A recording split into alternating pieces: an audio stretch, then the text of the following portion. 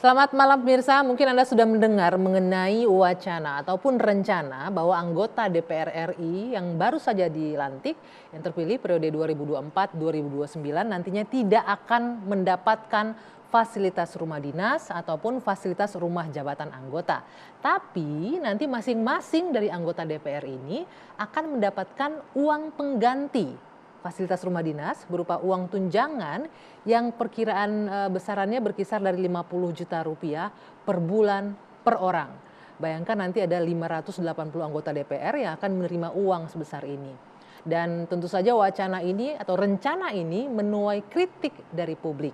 Apalagi di saat ini kondisi ekonomi yang bisa dikatakan cukup sulit bagi sebagian masyarakat dan kurang lebih data BPS menunjukkan 9,9 juta masyarakat masih belum memiliki rumah hunian. Ditambah lagi ada rencana nanti tapera yang akan membuat masyarakat harus mencicil sebanyak 3% dari penghasilannya untuk cicilan rumah.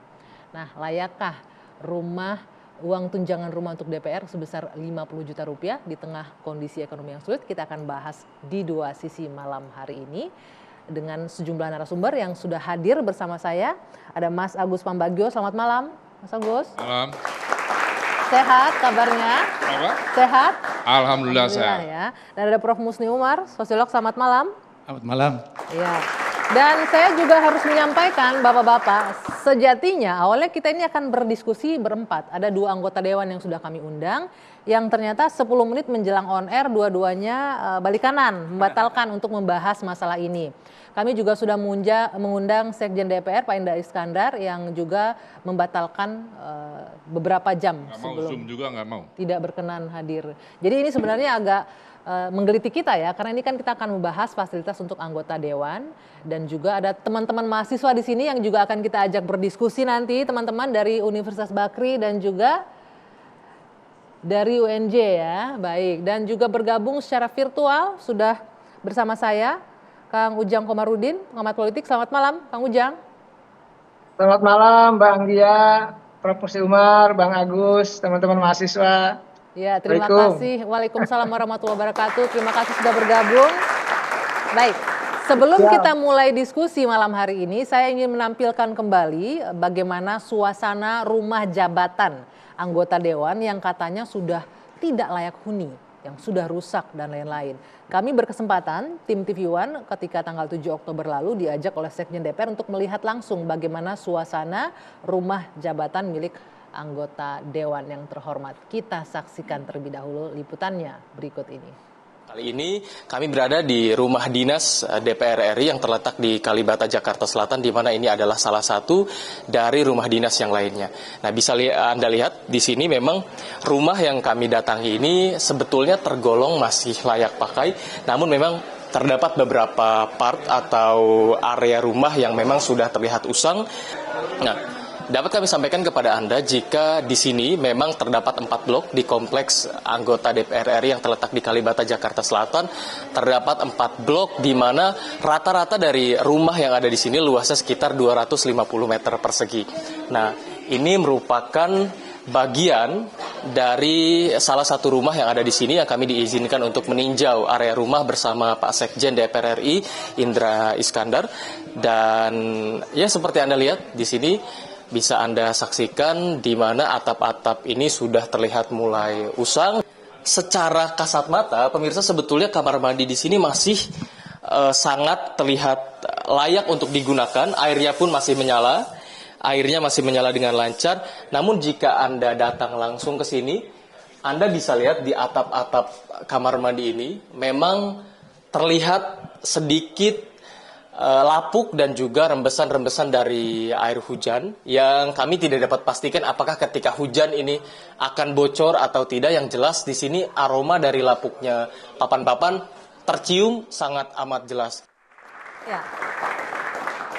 Tadi kita sudah saksikan bersama bagaimana memang kondisi rumah ini ada sebagian yang sudah bocor, ada kondisi yang sudah keropos dan furniturnya juga sudah rusak begitu ya. Tapi ini juga akan jadi pembahasan kita, bukannya selama ini mereka juga mendapatkan tunjangan untuk pemeliharaan rumah dinas. Kita akan juga diskusi nanti terkait hal ini, walaupun sangat disayangkan ya, tidak ada pihak dari DPR dan juga Sekjen yang berkenan hadir. Saya mau ke Mas Agus terlebih dahulu. Mas Agus, kalau kita lihat tadi kondisi seperti itu, bagi anggota Dewan mungkin dirasa nggak nyaman, nggak layak. Tapi kita nggak bisa mungkiri bagi sebagian masyarakat di luar sana yang mungkin di taraf kehidupan ekonomi rendah, kondisi rumah susun itu sangat-sangat layak untuk ditempati. Walaupun kita tidak bisa bandingkan ya, satu anggota Dewan dan satu masyarakat gitu. Ya.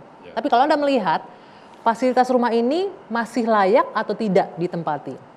Begini, kan penanggung jawab peralatan itu adalah sekretariat DPR ya. Ya. Sehingga anggaran ada di sana. Nah rumah kalau tidak dihuni ya pasti rusak. Nah persoalannya itu berapa persen yang dihuni. Tapi itu sekretariat wajib membuat rumah itu baik. Kalau ada tadi kayak bocor segala macam harus segera diperbaiki. Kan dananya ada. Betul. Kalau dananya nggak ada pasti ada yang ngantongin kan gitu. Nah jadi artinya by law anggota DPR itu dapat rumah dinas yang Kalibata itu. Yang DPRD juga begitu. Dan tunjangan kendaraan. Nah kalau itu aset negara ya. Sekarang kalau itu dianggurkan, artinya ada aset negara ini mau diapakan? Dimusnahkan, dijadikan apartemen atau segala macam. Nah uang 58 saya dengar terakhir. 58 juta? 50 sampai 70 diputuskan tapi suratnya belum keluar 58 juta. Kalau dibagi ke adik-adik di sini kan buat kuliah bisa berapa? Bisa berapa banyak orang yang bisa sekolah dan kuliah. Saya, rumah sudah ada, jadi perbaiki. Dan tempati masalahnya.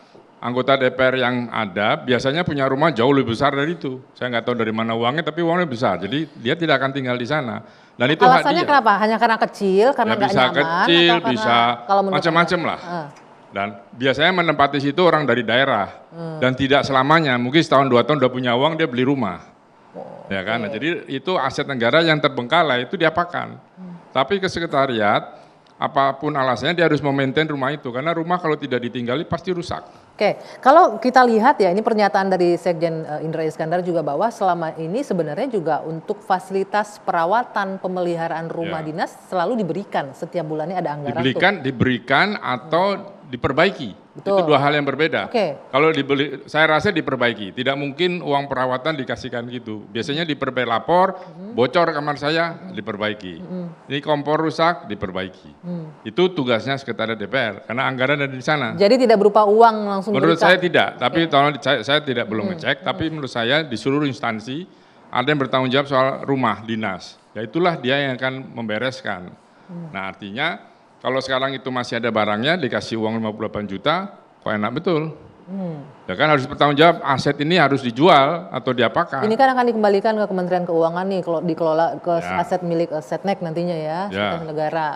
Tidak tahu, belum tahu peruntukannya untuk apa. Makanya. Tapi mungkin jadi pertanyaan publik juga mana yang lebih efisien? Apakah ini dikembalikan entah mau diapakan atau dengan memberikan uang sebesar 58 juta tadi itu? Begini, soal efisien biasanya kan sudah punya rumah nih. Yang tinggal dari, ya katakan orang daerah juga banyak punya rumah di Jakarta. Jadi uang itu kan bisa untuk beli rumah lagi.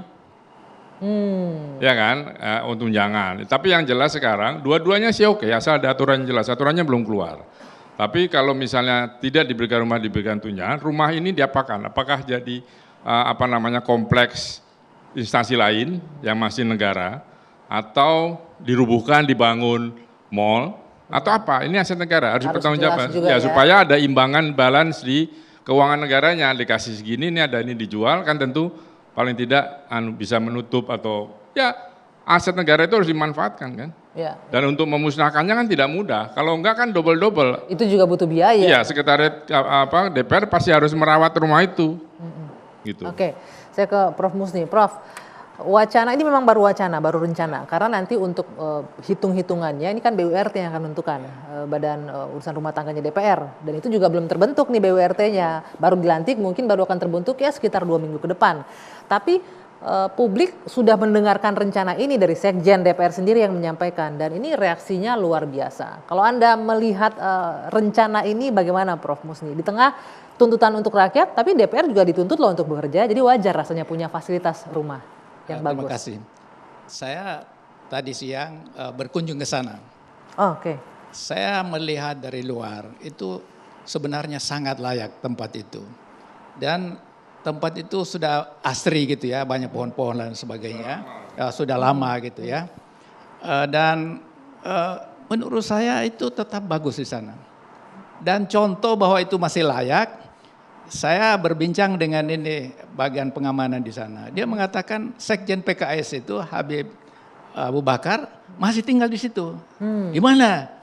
AA10 katanya dia tinggal kompleks itu. Masih ditempati ya? Masih ditempati. Hanya sebagai rumah singgah atau ditempati memang tiap hari? Tinggal di situ. Tapi kalau hari Sabtu dia tidak di situ. Mungkin karena kepadatan kegiatan, jadi dia tetap tinggal di situ.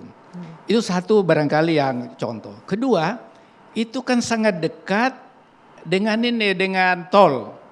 Jadi dari Kalibata, anggota tempat DPR itu kira-kira 10 menit sudah masuk tol, jadi hanya 20 menit sudah sampai di DPR RI. Sampai di Senayan. Jadi kalau untuk orang kerja itu memang sangat bagus di situ menurut saya, Pak. Jadi sayang sekali kalau akhirnya dikembalikan kepada Seknek, terus tadi dikatakan mau jadi apa, kemudian uang diberikan pada mereka. Itu kalau 50 juta per orang per bulan. Berarti 1 tahun itu 600 juta, Pak. Nah, saya ada hitung itu kalau 580 anggota DPR itu berarti ada 348 miliar. Setahun?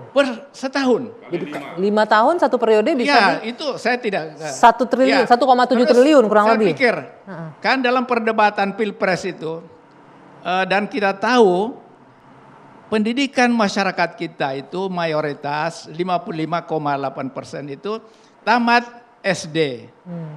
Dulu di masa Pak Harto ada yang namanya SD Impres. Ya. Kalau uang itu dimanfaatkan SMP, membangun SD Impres, itu berapa sekolah yang bisa dibangun? Itu bisa membangun 435 sekolah per tahun. Jadi kita itu kan ingin membawa Indonesia masuk pada Indonesia Emas 2045. Kalau kita nggak perhatikan masalah pendidikan itu, kita hanya senang kalau kita punya jabatan, maka jabatan itu harus menyenangkan pada kita. Tapi rakyat keleleran itu, masa depan kita nggak jelas.